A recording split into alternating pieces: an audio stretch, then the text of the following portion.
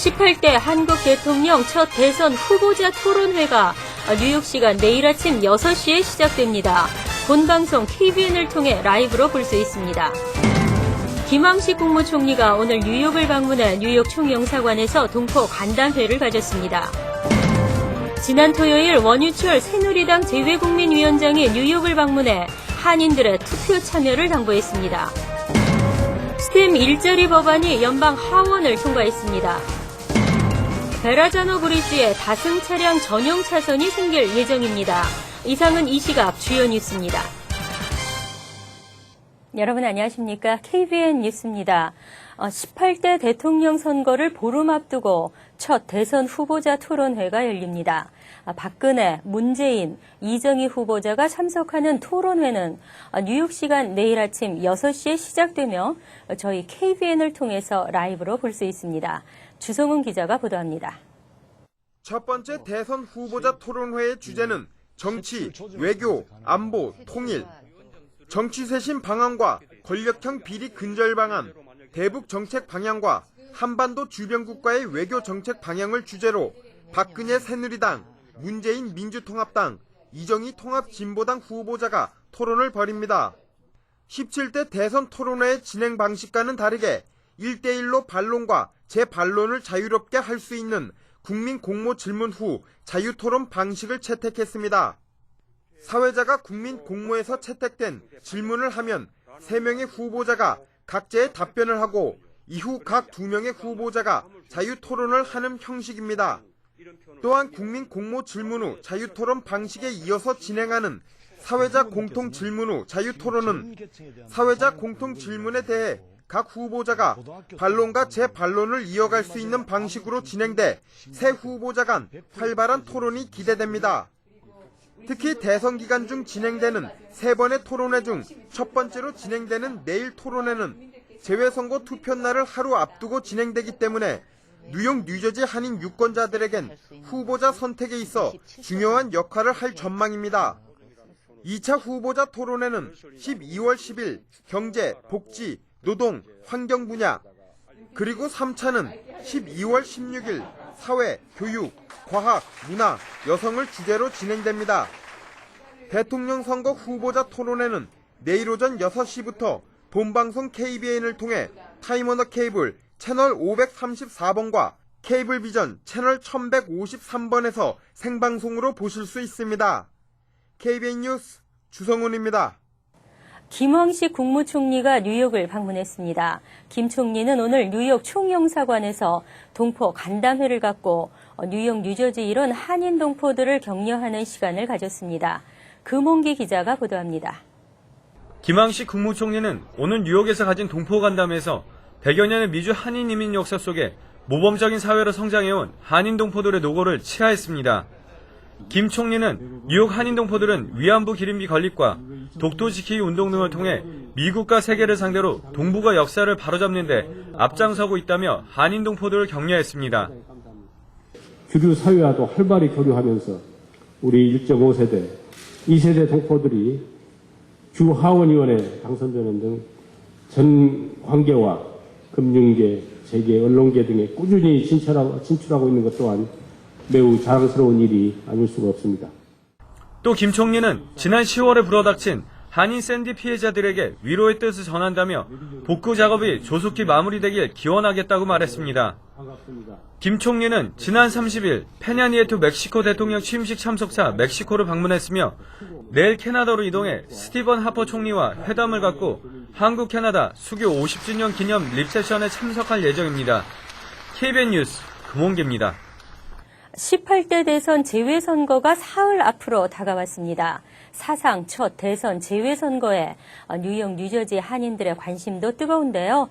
지난 토요일엔 원유철 새누리당 재외국민위원장이 뉴욕을 방문해 한인들의 많은 투표 참여를 당부했습니다. 주성훈 기자가 보도합니다. 원유철 새누리당 재외국민위원장이 뉴욕을 찾았습니다.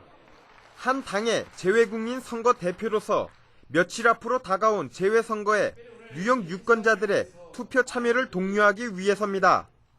원 위원장은 재외국민들이 과거 대한민국의 경제 발전에 큰 기여를 한 점을 예로 들며 이제는 정치 발전에 큰 획을 그어달라고 당부했습니다. 그동안 동포 사회에서 모국의 경제 발전 또 여러 가지 대한민국이 우뚝 설 때까지 많은 도움을 주셨는데 이제 정치 발전에도 기여하시는 거 아니겠습니까? 또 이 선거에 투표를 하셔야지만 동포 정책이 힘있게 추진될 수가 있습니다.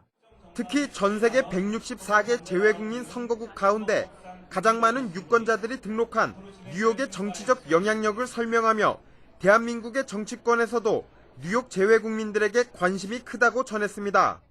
대한민국 모국의 입장에서 보면은 가장 많은 재외국민들의 영향력을 행사할 수 있는 곳이 바로 뉴욕 동포들이십니다. 앞으로 이제 이 재외국민들의 정치 참여가 또 되고 참정권이 이제 행사됨으로써 굉장히 우리가 귀 기울여서 말씀을 들어야 되고 또 동포 정책을 하는 데 있어서도 굉장히 중요한 키 역할을 하고 계십니다. 이어 새누리당 동포 정책인 재외국민 주민등록증 발급, 복수국적 연령 확대, 한국학교, 한글학교 지원 확대, 유학생 학자금 지원, 해외 체류자 안전보호 강화, 지방 참정권 지원 등을 소개하고 정책 제안을 수렴했습니다. 이날 행사에는 존 리우 뉴욕시 감사원장, 런킴 뉴욕주 하원 의원 등 350여 명의 한인들이 참석해 앞으로 다가올 첫 대선 재외선거에 뜨거운 관심을 드러냈습니다. 원유철 위원장은 대선 재외선거 첫날인 오는 12월 5일 수요일 오후 7시 30분에 방송되는 KBN 특집 파워 인터뷰에 출연해 이번 18대 대선에 대한 자신의 의견을 밝힙니다. KBN 뉴스 주성훈입니다. 첨단 분야 외국인 석박사 학위 소지자에게 매년 5만 5천 개의 영주권을 부여하는 법안이 하원에서 가결됐습니다. 그러나 오바마 행정부의 포괄 이민개혁의 입장과는 상충되고 있습니다. 첨단 과학기술 분야 스템의 석박사 학위를 취득한 외국인 유학생들에게 매년 5만 5천 개의 영주권을 부여하는 법안이 연방 하원을 통과했습니다. 공화당이 추진한 이 법안은 대부분 민주당 소속 하원 의원들이 반대했으나 지난달 30일 찬성 245표, 반대 139표로 가결됐습니다. 공화당은 이 법안이 미국민의 일자리 창출에 기여할 것이라고 설명했습니다. 하지만 이번 법안이 민주당의 다수인 상원에서 통과되기는 힘들 것으로 예상되고 있습니다. 백악관도 이미 이 법안에 반대한다고 밝힌 바 있습니다.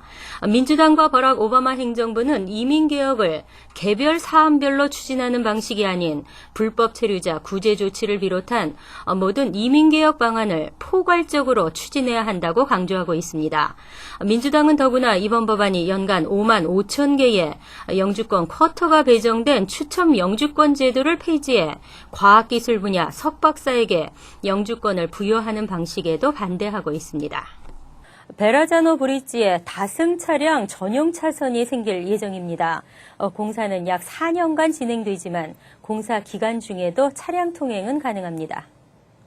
메트로폴리탄 교통공사는 스태튼 아일랜드와 브루클린을 연결하는 베라자노 브릿지에 다승 차량 전용 차선을 설치하고 교통 표지판과 LED 전등 등도 추가 설치할 계획이라고 밝혔습니다. 다승 차량 전용 차선 설치 등에는 약 2억 3,600만 달러의 예산이 투입될 것으로 보입니다. 공사 기간은 2013년 착공해 2017년까지로 보고 있습니다. 그러나 이 기간 차량 통행이 가능합니다. 한편 전미자동차협회는 어제 새벽 3시부터 시행된 뉴욕 뉴저지 교량과 터널의 현찰 통행료 13달러에 대한 인상을 중지시켜달라며 소송을 제기했습니다. 뉴욕 뉴저지 항만청은 5가지 통행료 인상안을 한꺼번에 올려놓고 주민공청회는 단 하루 열어 주민들이 충분한 의견을 나누고 결정할 시간을 제공하지 않았다는 주장입니다. 전미자동차협회는 통행료 인상에 대한 합리적인 절차가 이루어지지 않았다며 소송을 제기한 이유를 밝혔습니다. 뉴욕시 옐로캡의 차량 지붕에 등이 설치돼 있죠. 이 등을 보고 택시의 운행 상태를 알 수 있는데요. 이를 악용하는 사례들이 보고됨에 따라 알림 방식을 명확하게 하기로 했습니다. 뉴욕시 택시 리무진 위원회는 지난 29일 열린 이사회에서 내년 1월 1일부터 차량 지붕에 설치된 전멸 등의 4가지 옵션으로 운행 상태를 표시하던 기존 방식을 2가지 옵션으로 추격하는 새로운 개선안을 채택했습니다. 운행 중인 차량은 점등 상태를 일관적으로 유지하고 운행이 끝나면 소등하는 방식입니다. 기존의 옐로캡은 빈차, 승객 탑승 중, 마지막 운행 중, 운행 종료 등의 표시 등을 점등해 운행 상태를 알려왔습니다. 하지만 승객들은 차량의 표시 등을 멀리서는 확인하기 어려운 경우가 많았습니다. 또한 운전기사들은 운행 종료 표시 등을 점등한 채 장거리 손님만 골라 태우는 악용 사례도 빈번했습니다. 승객들은 기사가 목적지 확인 후 승차를 거부해도 이미 운행 종료 표시 등을 점등한 상태여서 기사를 고발할 근거가 없어 개선의 목소리가 이어져 왔습니다. 택시리무진위원회는 기존의 다소 혼란스러운 방식에서 보다 명확한 표시법으로 자리 잡을 것으로 기대한다고 말했습니다. 보통 65세 이상이 되신 분들은 메디케어, 메디케이드 등을 의료보험으로 등록하게 됩니다. 그리고 메디케어와 메디케어 D, 메디케이드와 HMO까지를 등록하셔야 합니다. 그중 메디케어 D를 신청하거나 변경할 수 있는 기간이 12월 7일까지로 마감이 얼마 남지 않았습니다. 메디케어 수혜자가 1년 중 메디케어 파트 D인 처방약 보험을 신청하거나 변경할 수 있는 기간은 11월 15일부터 12월 7일까지입니다. 이 기간을 놓칠 경우 1년간 기다려야 하거나 신규 등록의 경우 늦은 기간만큼 벌금을 물어야 하기 때문에 주의가 요구됩니다. 이 기간 외에 연중 보험 변경은 불가능하다는 점도 유의해야 할 부분입니다. 그러나 메디케어와 메디케이드에 모두 가입된 사람은 신청과 변경에 제한이 없습니다. 많은 메디케이드 소지자들이 본인도 이 기간에 메디케어 D를 바꾸어야 하는지 혼동이 된다고 말하기 때문입니다. 메디케어는 소득에 관계없이 65세 이상 또는 특정 장애를 가진 사람, 말기 신장 질환자 등을 위한 건강보험으로 병원보험인 A와 의료보험인 B, 그리고 어드밴티지 플랜인 C와 처방약 보험인 D 등으로 분류됩니다. 처방약 보험 가입이나 변경은 메디케어 전화 또는 웹사이트를 통해 본인이 직접 할 수 있습니다. 한국인의 사망 원인 중 암이 부동의 1위를 지키고 있는 가운데 미국인들도 별반 다르지 않습니다. 다만 관련 의학이 많이 발전하고 있다는 데서 위안을 삼을 수밖에 없는데요. 뉴욕주에서 암으로 사망하는 4명 중 1명이 폐암인 것으로 나타났습니다. 미 암협회 캔서 액션 네트워크가 최근 발표한 자료를 분석한 결과 올해 뉴욕주에서 폐암으로 사망한 암 환자는 전체 암 환자 34만여 명 중 8,800여 명이었습니다. 폐암이 전체에서 25.8%를 차지한 것입니다. 다음으로는 직장 대장암이 3,090명, 유방암이 2,400여 명, 췌장암 역시 2,400여 명, 전립선암 1,600여 명 등이었습니다. 뉴욕주에서 올해 한 해 동안 총 10만 9천여 명이 새로 암 진단을 받았으며 트라이스테이트를 기준으로 보면 뉴저지 5만 600여 명, 커네티컷 2만 500여 명 등입니다. 올해 폐암 사망자는 뉴저지가 4,200여 명, 커네티컷이 1,700여 명이었습니다. 미 전국적으로 폐암 환자는 6,160만 명으로 추산되고 있으며 이는 전체 암 환자의 14%에 해당합니다. 폐암 사망자는 전국적으로도 암 환자 4만 건수 중 최다를 기록하고 있습니다.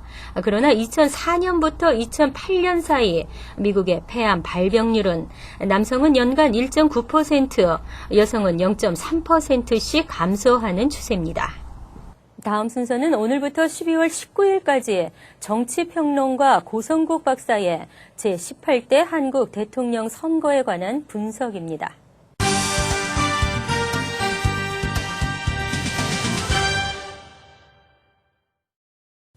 여러분 안녕하십니까?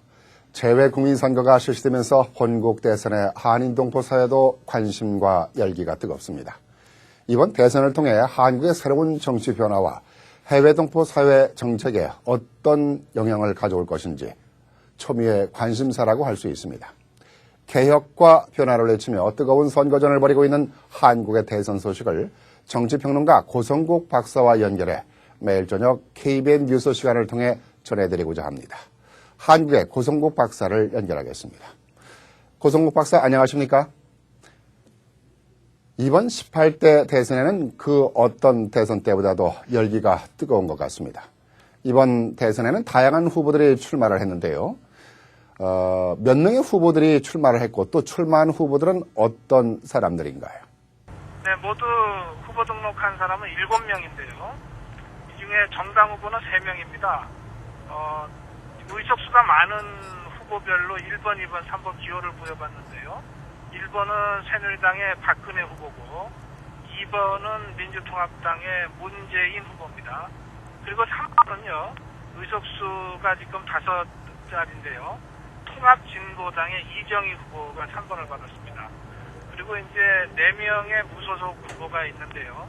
네, 그 중에는 기륭전자의 비정규직 노동자 출신의 후보도 있고요.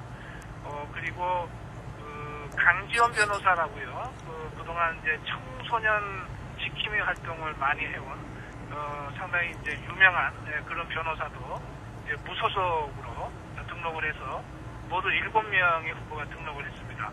그리고 이제 내일 TV 토론, 첫 번째 토론이 있는데요. 선거관리위원회가 주관하는 토론이 있는데 모두 3차례가 있습니다. 그중에 첫 번째 토론인데 이 토론에 참석할 수 있는 자격이 국회의원 의석이 5명 이상인 정당의 후보까지 되게 돼 있습니다.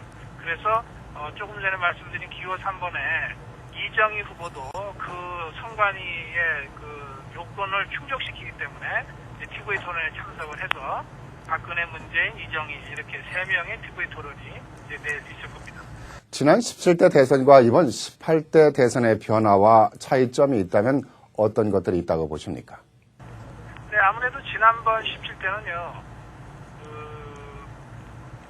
노무현 대통령이 이제 5년간 국정 운영을 하고 난 다음에 노무현 정부에 대한 심판적 성격의 선거가 있었거든요. 그럴 때 노무현 정부에 대해서 당시에는 비판 여론이 상당히 높았습니다. 네, 그래서 노무현 정부의 장관을 지냈던 정동영 여당 후보였죠, 당시. 정동영 후보에 대한 지지가 상당히 낮게 나와서 이명박 한나라당 후보가 아주 손쉽게 대통령에 당선이 됐습니다. 당시에 531만 표 차이, 굉장히 큰 표 차이로 당선이 됐기 때문에 사실 선거라 할 만한 것도 없이 선거가 끝나버렸죠.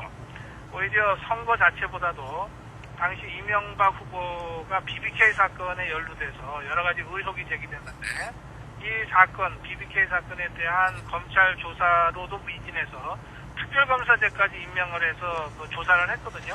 그래서 5년 전 선거는 이명박 후보와 정동영 후보 간의 선거전보다는 이명박 후보의 BBK 사건이 유죄냐 무죄냐 이것에 오히려 관심을 많이 기울였던 선거였습니다. 그것에 비해서 보면 이번 선거는 박근혜 후보와 문재인 후보가 상당히 혼전을 벌이고 있고요. 누가 대통령이 되더라도 그렇게 큰 차이로 이길 것 같지 않기 때문에 5년 전에 비해서 굉장히 빡빡한 박빙의 선거전이 전개되고 있고요. 그래서 작은 변수로도 승패가 갈릴 수 있기 때문에 박근혜 후보나 문재인 후보 양측에서 모든 면에 있어서 지금 총력전을 경주하고 있습니다. TV 토론에서도 승패가 갈릴 수 있고 특히 이번 경우에는 문재인 안철수 단일화 효과가 과연 있느냐 없느냐 이게 마지막까지 지금 변수로 작동하고 있어서 누구도 쉽게 예측할 수 없는 그런 아주 박진감 넘치는 선거로 진행되고 있는 그런 특징이 있습니다. 다양한 후보들이 이번 대선에 출마를 했지만 새누리당의 박근혜 후보와 민주통합당의 문재인 후보가 접전을 벌이고 있지 않습니까? 두 후보 행보에 관심을 가지지 않을 수 없는데 이 두 후보의 행보에 대해서 전해주시죠. 네, 박근혜 후보는 민생 현장 중심의 선거 유세전을 펼치고 있습니다. 그리고 여당 후보이기 때문에 아무래도 성장과 복지를 균형 있게 해야 된다든지 또는 안보 문제에 관해서 확실한 원칙을 견지해야 된다든지 이것은 또 박근혜 후보의 평소의 철학이기도 한 건데요. 이런 점을 이제 강조해서 유권자들한테 호소하고 있습니다. 반면에 민주통합당의 문재인 후보는 이명박 정권 심판론을 내세우고 있습니다. 그런데 박근혜 후보가 이제 여당 후보이긴 한데 이명박 대통령과는 여러 가지로 좀 대립을 해왔던 사람이거든요. 그래서 이제 국민들의 다수가 박근혜 후보와 이명박 대통령은 좀 다르지 않느냐 이렇게 생각하고 있습니다. 그러나 문재인 후보는 그럼에도 불구하고 이명박 대통령과 박근혜 후보가 새누리당의 당적을 같이 갖고 있지 않느냐. 그래서 이명박 정부의 실패에는 박근혜 후보의 책임도 같이 있지 않느냐. 이래서 정권심판론과 이명박 박근혜를 하나로 묶어서 이명박근혜라고 신조어를 만들어서까지 박근혜 후보를 이명박 정부와 엮어서 지금 공격을 하고 있는데, 현재까지는 민주통합당 문재인 후보의 정권심판론 구도가 그렇게 효과적으로 먹히고 있는 것 같지는 않습니다. 안철수 전 후보가 바람을 일으키다가 사퇴를 했는데요. 사퇴 이후 변화가 있을 것 같습니다. 어떤 변화가 있습니까?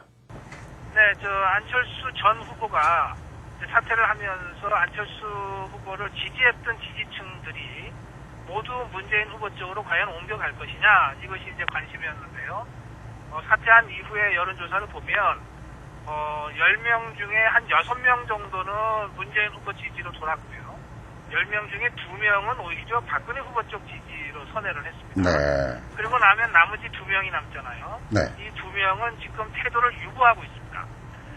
그래서 이 태도를 유보하고 있는 이 2명이 과연 문재인 후보 쪽으로 최종적으로 갈 것인지, 아니면 그 중에 한 명이라도 박근혜 후보 쪽으로 갈 것인지, 아니면 끝까지 이분들은 이제 정당, 기성정당은 새누리당이나 민주통합당이나 다 문제가 많다고 생각하는 사람들이니까 아예 투표장에 안 갈 것인지, 이 세 가지 선택 중에 어떤 걸 할 것이냐가 이번 대선을 영향을 미치는 마지막 변수로 작용하게 될 것 같습니다.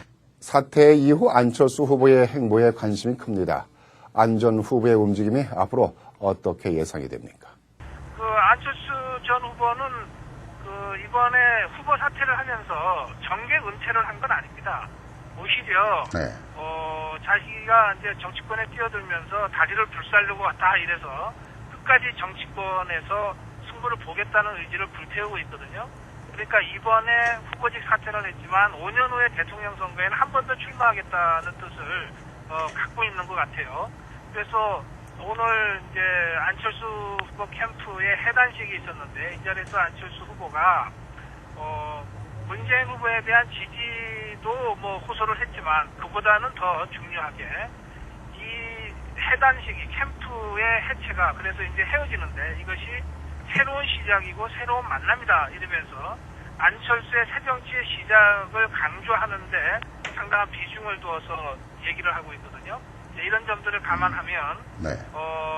대통령 후보로 사퇴는 했지만 안철수의 정치는 계속될 것이고, 그 안철수의 정치는 정치 쇄신과 개혁을 대의명분으로 해서 이루어질 거기 때문에 박근혜 후보와도 거리를 두고 또 문재인 후보와도 어느 정도는 차별화를 하는 상태에서 이번 대선에 개입을 하더라도 좀 소극적 개입, 문재인 후보를 지지하더라도 소극적 지지, 이런 정도에 머무르게 되지 않을까, 그렇게 저는 생각하고 있습니다. 네, 감사합니다. 한국 대선에 대한 소식, 정치평론가 고성국 박사를 통해 알아봤습니다.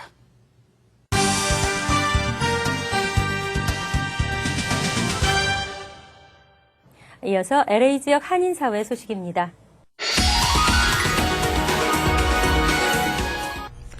미주 소식입니다.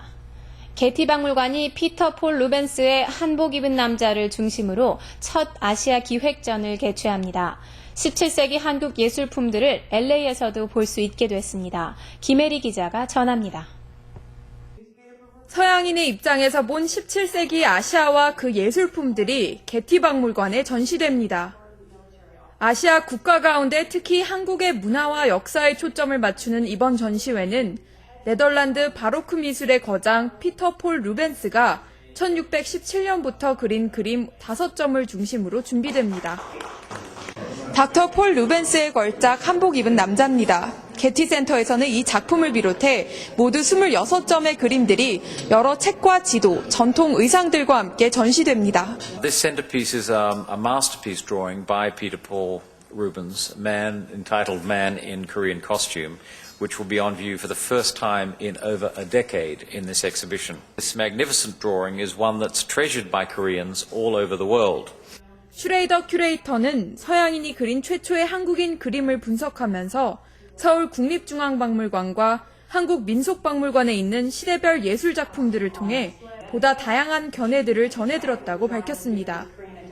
또 이전에는 한 번도 한국 관련 전시가 없었던 만큼 이번 프로젝트를 준비하며 김홍도가 그린 초상화와 윤두서의 자화상 등을 함께 준비해 한국 문화를 종합적으로 소개하겠다고 전했습니다. This exhibition has been sparked by the Korean community and it will show incredible art that is not just in the Getty collection but also in Korean collections. 게티 센터의 특별 아시아 기획전은 내년 3월 5일부터 6월 9일까지 3개월 동안 개최되며 BBCN 은행이 후원합니다. MBC 뉴스 김혜리입니다. 지구촌 리포트입니다. 더 맛있는 육질의 고기를 먹고 싶은 소비자. 소비자의 욕구를 충족시켜야 이익이 높은 공급자. 그 사이에 닭과 소, 돼지들이 있습니다. 중국 후난성의 한 돼지 농장. 좁은 통로를 따라 돼지들이 줄지어 어디론가 향합니다. 이들이 다다른 곳은 높이 3m의 다이빙대. 선두주자가 풍덩 물속으로 뛰어내립니다. 뒤따라 다른 돼지들도 차례로 첨벙첨벙 마치 묘기를 부리는 듯합니다.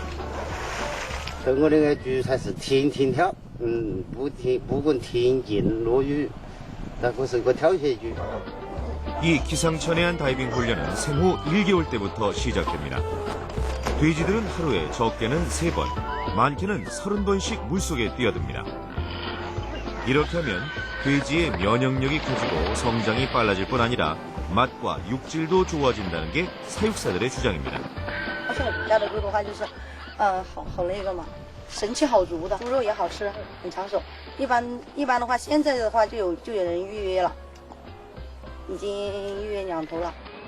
다이빙 훈련을 받은 돼지는 일반 고기보다 3배 더 비싸게 판매되고 있습니다. 돼지들에게 걷기 운동을 시키는 농장도 있습니다. 한 농장에선 돼지들의 개보기를 달아놓고 걸음 횟수가 2000이 됐을 때 먹이를 줍니다.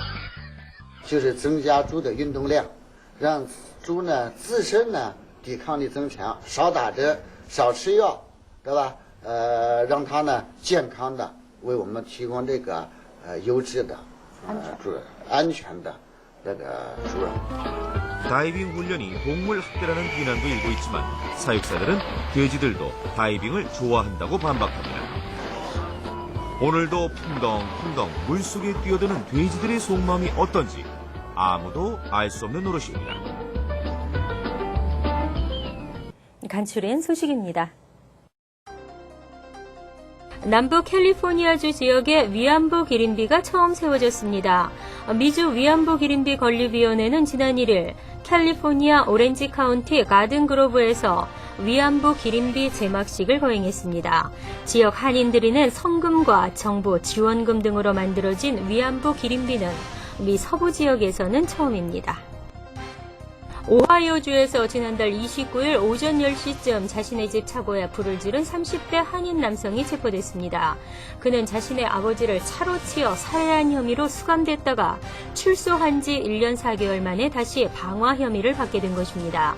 경찰은 정 씨가 스스로 목숨을 끊기 위해 불을 지른 것으로 보고 수사 중입니다. KCC 한인동포회관이 뉴저지 주정부로부터 ESL 영어 교육 프로그램 기금 $20,000를 받게 됐습니다. ESL 프로그램 기금은 영어를 사용하지 않는 소수계 지역사회에 직접 지급하는 지원금으로 이번에 선정된 총 5개 기관 가운데 한인 기관으로는 KCC가 유일합니다. KCC 한인동포회관은 저소득층 한인에게 ESL 영어 교육 프로그램을 제공하게 된다고 밝혔습니다. 소셜 시큐리티 번호가 없는 개인 납세자들이 세금 보고를 위해 받는 ITIN을 신청할 때 내년부터는 여권 등 관련 서류 원본이나 IRS 지정기관의 검증을 거친 사본을 보내야 합니다. IRS 이번 조치는 위조나 사기를 방지하려는 것으로 한 번 발급된 ITIN은 5년 후 만료되며 재신청하면 새 번호를 받을 수 있습니다. 새 ITIN 신청 규정은 2013년 1월 1일부터 적용됩니다. 환율과 증권 소식입니다.